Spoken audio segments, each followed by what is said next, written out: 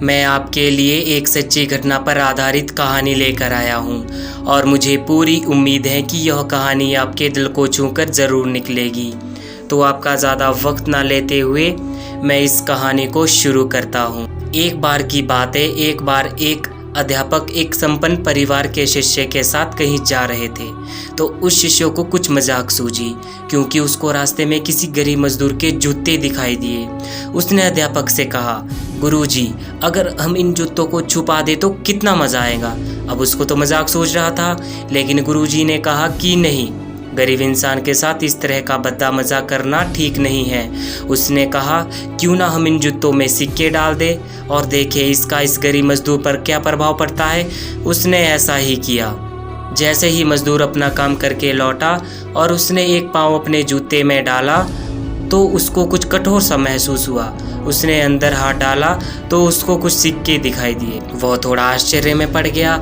आसपास किसी को देखा तो कोई भी दिखाई नहीं दिया। वापस उसने दूसरा पैर अपने जूते में डाला और वापस उसको उसमें कुछ सिक्के दिखाई दिए। अब दोनों जूतों के सिक्के को उसने अपने हाथों में रखा और प्रभु की तरफ इशारा किया, हे प्रभु, पता नहीं किस भले मनुष्य ने यह सिक्के मेरे जूते में छुपाए हैं, लेकिन जिसने भी छुपाए हैं उसको मेरी दुआ है ताकि इन पैसों से मैं अपने बच्चों और पत्नी के लिए कुछ खाना और दवाइयाँ ला सकूँगा। बोलकर वो वहाँ से चला गया। इस शिष्य और अध्यापक दोनों सुन रहे थे। अब अध्यापक ने शिष्य से पूछा कि अब तुम मुझे बताओ कि तुम्हें कैसा महसूस हुआ, तुम्हारी पहले वाली मजाक या मेरा यह तरीका। तो उसने कहा कि गुरुजी, मैं आपसे क्षमा चाहता हूँ। अब मुझे समझ आ गया है कि सच्ची खुशी किस चीज़ में है।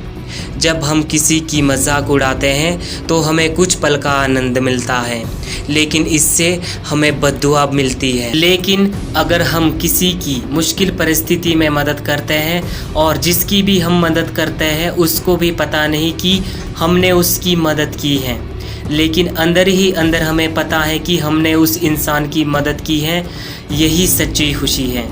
जब हम दूसरों को खुशी देते हैं तो हमें सच्ची खुशी मिलते रहिए, लोगों की मदद करते रहिए और दान करते रहिए। जिसके भी आप काबिल हो, जितना भी आपसे बन पड़े दान करें, लेकिन दान ज़रूर करें। इसका मतलब यह नहीं है कि आपको कंपल्सरी हो, अनिवार्य रूप से इतने पैसे दान करने ही चाहिए, क्योंकि हर किसी की ज़रूरत अलग अलग हो सकती है। अगर आप किसी को पैसों का दान नहीं दे सकते तो कम से कम चीज़ों का दान तो कर ही सकते हैं। मुझे पूरी उम्मीद है कि यह कहानी आपको अच्छी लगी होगी।